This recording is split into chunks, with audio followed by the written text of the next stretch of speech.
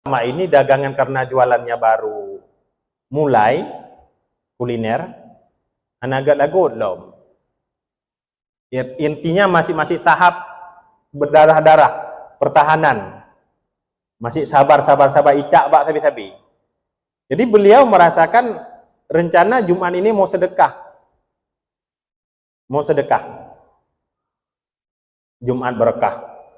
Jadi kalau seandainya dia berharap terhadap amal dia, termaksudkan cita-citanya itu akan berefek.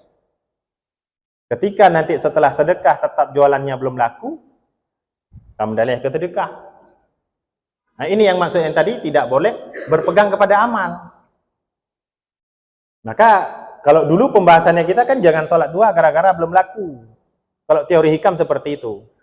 Tapi ya kalau ada kesempatan sholat terus. Karena di waktu itu kita masih diberikan kesempatan untuk melakukan ibadah.